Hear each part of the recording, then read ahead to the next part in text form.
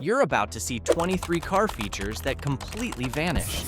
Some for safety, some for style, and a few that'll leave you wondering how they ever existed in the first place. One of them was so risky, it's basically banned today. Another feature made cars feel like rolling living rooms. Watch till the end, because the last one will make you wish it came back. Skip this, and you'll miss the wildest chapter of car history. Let's dive in. Feature number 23, ashtrays and cigarette lighters. You'd find one in nearly every car, built right into the dashboard or center console. These weren't just for smokers. The lighter doubled as a power source for gadgets before USB ports took over, and the ashtray often became a coin holder or trash bin. As smoking lost popularity and health rules changed, these parts slowly vanished from newer models. Today, they're a rare sight, replaced by extra storage or charging ports. But back then, they were part of the ride's personality, like a small detail that said something about the driver. Speaking of personality, some cars wore it proudly, right up front. Feature number 22, hood ornaments. These shiny decorations sat proudly on the front of many cars, showing off brand logos or fancy designs. They gave vehicles a touch of style and class. While most cars today don't have them, some luxury brands still keep hood ornaments as a nod to tradition and elegance. However, safety rules and car design changes made these less common. They could be dangerous in a crash or get stolen. Even so, when you see one, it's like spotting a piece of history rolling down the road. Just like these ornaments stood out, some other features were placed in unusual spots, like on the sides of cars. Feature number 21, Fender mounted mirrors. Long before mirrors were mounted on doors, some cars had side mirrors placed on the front fenders, way out by the wheels. This gave drivers a wider view of the road and helped reduce blind spots. They were common on cars from Japan and Europe in the 60s and 70s. But as car designs evolved, door-mounted mirrors became the standard because they were easier to adjust and more convenient. Fender mirrors still show up on some classic cars and certain models in Japan, keeping a bit of that old-school charm alive. Next up is a feature that helped keep headlights clean in bad weather. Feature number 20, headlight wipers. Some cars, like the Saab 99 and Mercedes-Benz W123, once had tiny wipers just for the headlights. These little wipers helped clear dirt, rain, and snow to keep the lights bright and the road clear at night. They were more common on higher-end cars from the 80s and 90s, but slowly disappeared as headlight covers and cleaning systems got better. While they aren't seen much today, we do have headlight washers now. Speaking of clever, some cars started to use early alert systems to help drivers stay aware of what's happening around them. Feature number 19, voice alert systems. Back in the 80s and 90s, some cars could talk. A door is ajar. Don't forget your keys. A soft voice would warn you if a door was open, Left door is open. or if you were low on fuel. Please check your fuel level. It felt high-tech at the Your time, headlight. like something out of a science fiction movie. Models like the Chrysler New Yorker and Nissan Maxima had these built-in voices that gave clear, calm alerts. It was both helpful and a little eerie. These systems didn't last, but they left a mark.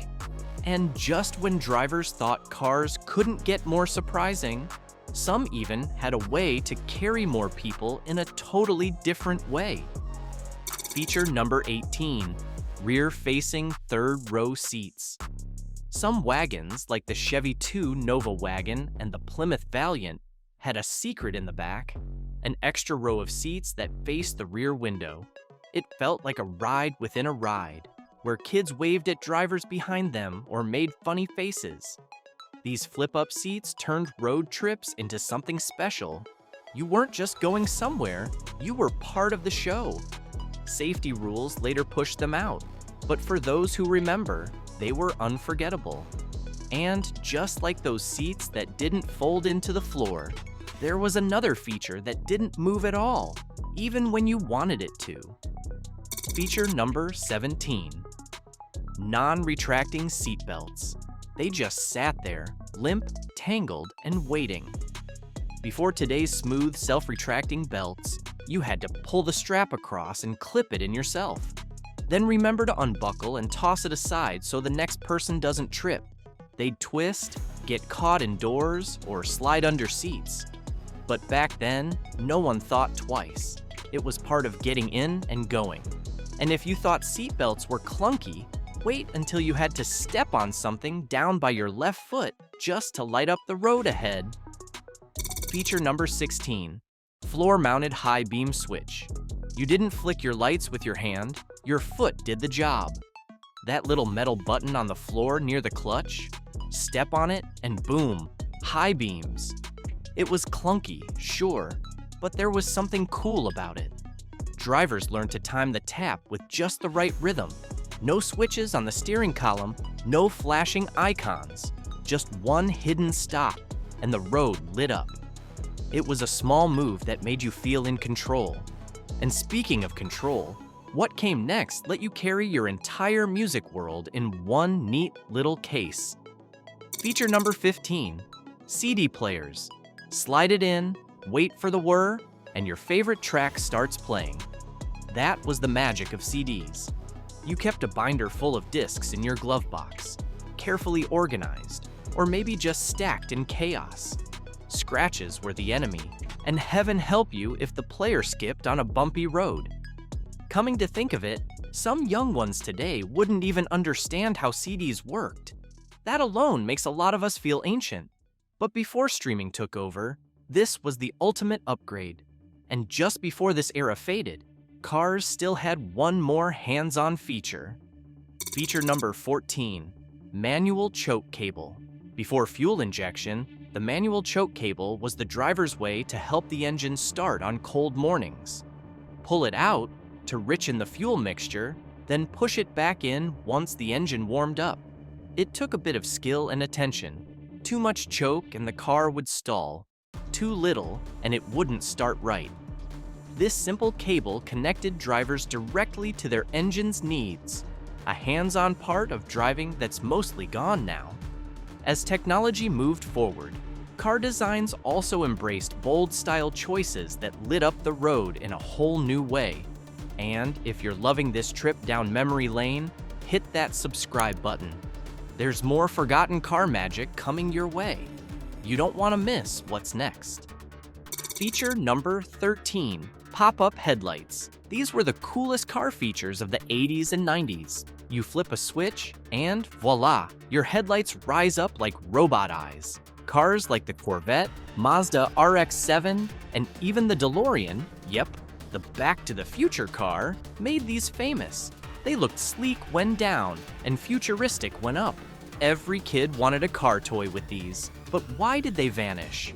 First, they were expensive. The motors and gears that made them pop up broke often, and fixing them cost a fortune.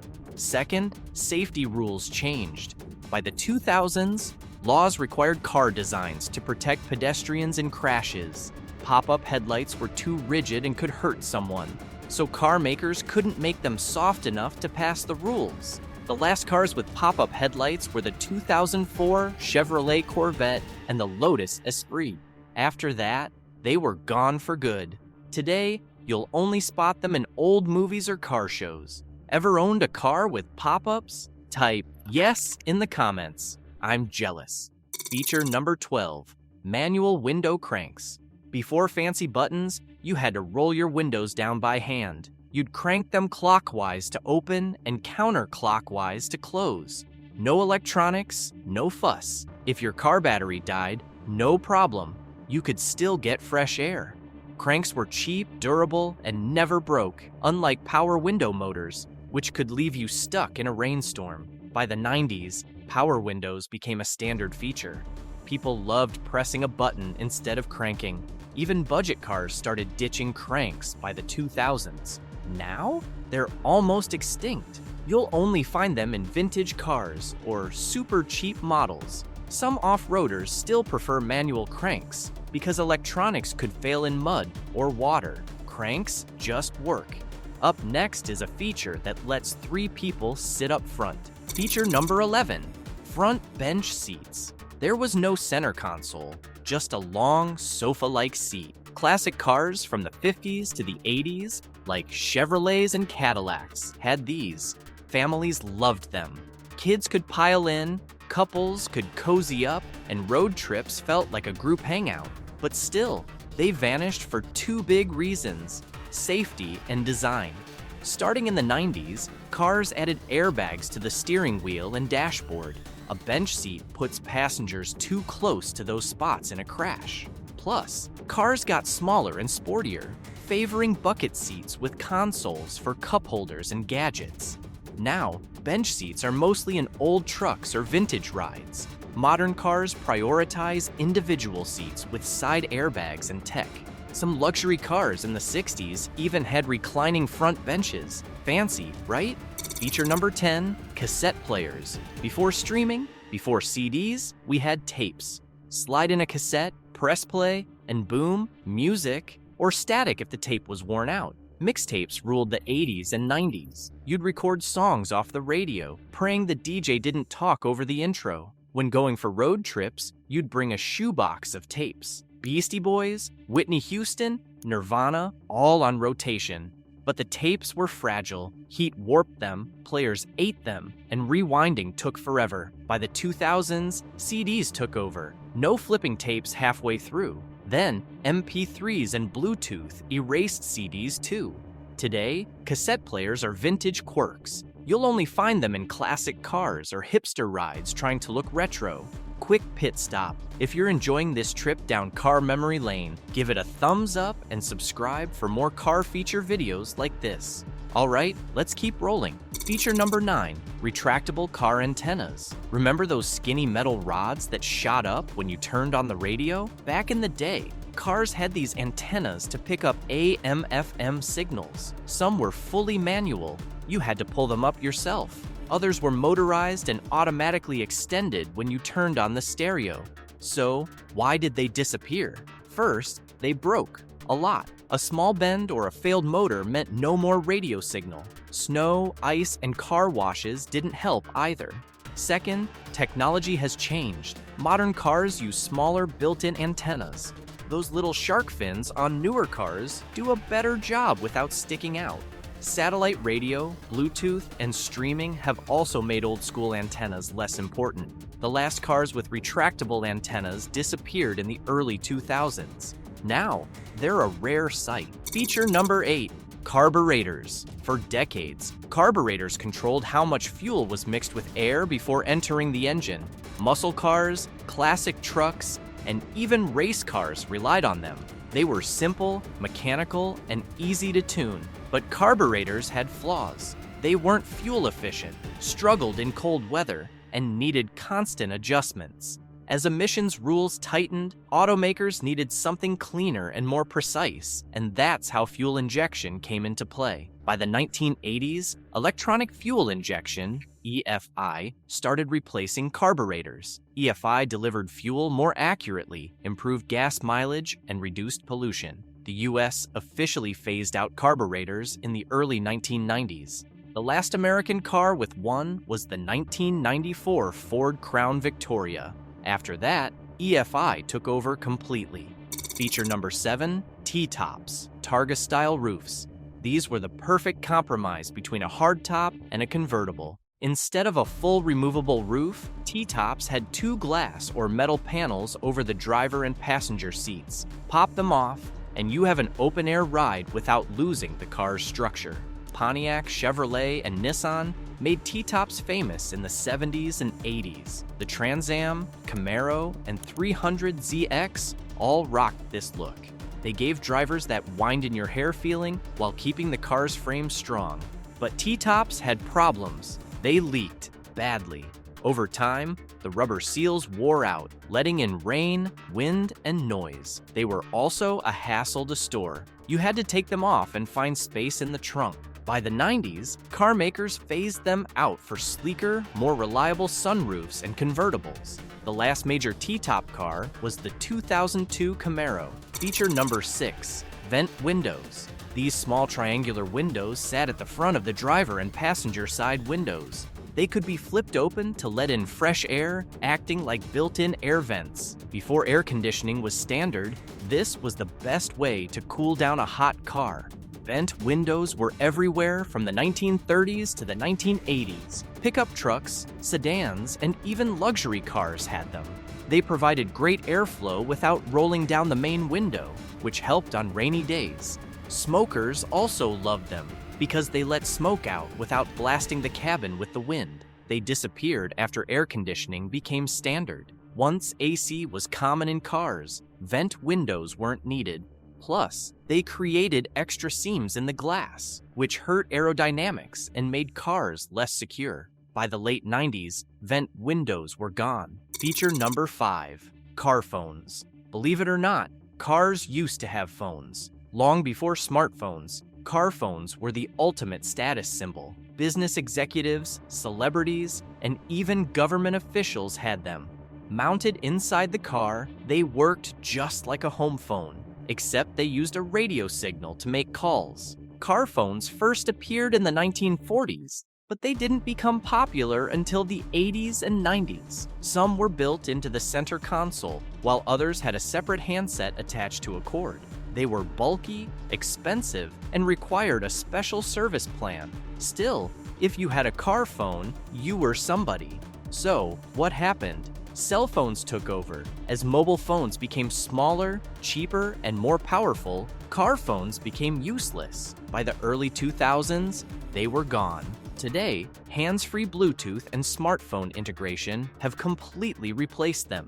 Feature number 4, full-size spare tires. This isn't long in the past, and in fact, I bet most of the cars some of us still drive today have full-size spare tires. That's because we own older models that are precious to us. But for those who started driving recently with the latest models, they might have never seen one. Full-size spare tires were once standard. If you got a flat, you had a replacement that matched your other tires. No need to rush to a repair shop. You can drive normally. SUVs and trucks still have them, but for most cars, they've disappeared. This is because of space and weight. Car manufacturers wanted to make trunks bigger and vehicles lighter for better fuel efficiency. Instead, they now offer smaller donut spares or even tire repair kits. Some new cars don't have a spare at all. Feature number 3, neck seat belts. This one sounds strange. Yes, you heard it right. Neck seat belts were a thing. Older cars, especially in the 50s and 60s, had seat belts that were only strapped across the lap. But in some models, an additional belt was mounted near the roof and went across the neck or chest. It wasn't comfortable, and in a crash, it could actually cause more harm than good. Then came Volvo. In 1959, they introduced the 3-point seat belt, the same design we use today. Unlike older belts, it secured both the lap and shoulder, spreading out the force in an accident. Volvo made a game-changing decision. They didn't patent the design for profit. Instead, they let every car company use it for free, saving millions of lives worldwide. By the 70s, neck seat belts were phased out, and 3-point seat belts became the standard. Today, it's hard to imagine cars without them. But did you know there are even more surprising facts about cars that most drivers have never heard about? Click the link above to watch 37 rare car facts most drivers never heard about. Feature number 2, metal dashboards. I know, it sounds wild today, but cars used to have metal dashboards. Back in the 40s, 50s, and even early 60s, dashboards were made of solid steel. No padding, no airbags, just a big slab of metal right in front of you. They looked sleek and shiny, but they were extremely dangerous. In a crash, your head, chest, or knees could slam straight into hard metal. Even minor accidents could cause serious injuries. Automakers eventually realized this was a problem, and safety regulations started changing the game. By the late 60s, padded dashboards became common. Then, in the 80s and 90s, airbags became mandatory, completely reshaping dashboard design. Today's dashboards are covered in soft materials designed to absorb impact rather than cause it. Feature number 1, pop-out windshields. And when you thought you'd seen it all, wait until you've seen what pop-out windshields meant. In the mid-20th century, some cars had windshields that could pop out in the event of an emergency. These were meant to help in situations where the doors were jammed, like after a crash. If you were stuck in the car, the windshield could be pushed out to make an escape easier. It sounds like a good idea, right? The problem was the windshields didn't always stay securely in place when they were closed. This meant the risk of them flying out while driving, or worse, being too weak to hold up in a crash. By the 60s, automakers realized pop-out windshields weren't safe. They were replaced by sturdier, more reliable designs. Today, windshields are held in place with strong adhesives, and safety features have moved on to airbags and reinforced frames. Now that you've seen the car features we lost along the way, you know how far design has come. But there's one more secret car feature that's still hiding in plain sight. In my next video, I'll show you the hidden upgrades most drivers never notice. Click the video on screen now